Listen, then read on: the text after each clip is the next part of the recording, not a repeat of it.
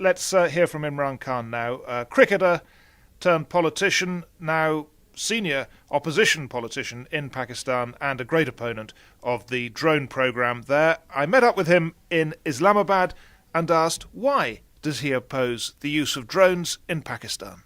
Because, number one, it violates the sovereignty of Pakistan, which means that it causes more hatred in the country against the Americans.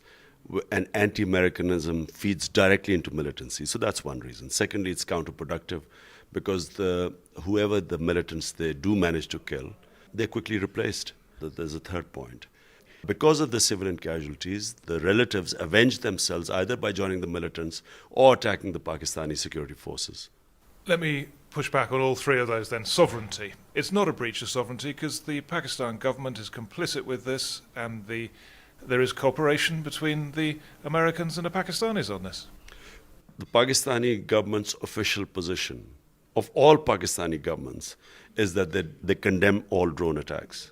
And the true position? Well, sadly, the two previous governments certainly were collaborating with the US, but officially they always condemned it. And why did they do it? Because they realized that the people hated drone attacks and there was a big public backlash. So to avoid the backlash, they would lie to the people. But surely that means it wasn't a breach of sovereignty. It's a breach of sovereignty even claimed by the government. I mean, the government has announced that this is a breach of sovereignty. Your second point, it encourages militancy. The Americans, I'm sure, would say that it is one of their most effective weapons. It is hurting militants, and it is one of the things the Taliban most fear. Well, if it was that effective, then surely the US should be winning the war in Afghanistan. Pakistan army should be winning in Pakistan.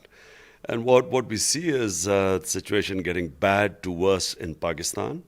There are more militant groups than ever in our country. There's more danger, more radicalization, more extremism today. That's why I say it's counterproductive. And in Afghanistan, it really hasn't helped the US.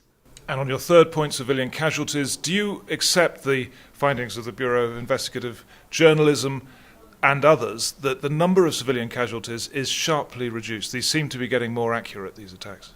Well, I don't know. The answer is I don't know because the dead are never named. We don't know who's killed.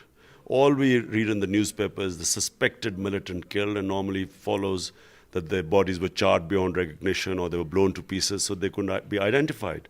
So suspected militants in the past, we have seen 40 Maliks sitting there being bombed and all killed.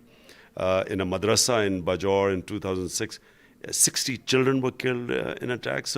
So, because of the history behind it, no one is sure when they say they're more accurate. How do we know? Imran Khan there reflecting what is now mainstream opinion in Pakistan, very hostile to the use of drones, as we saw with the Hakim-ul-Massoud attack, which led to huge anger throughout Pakistan.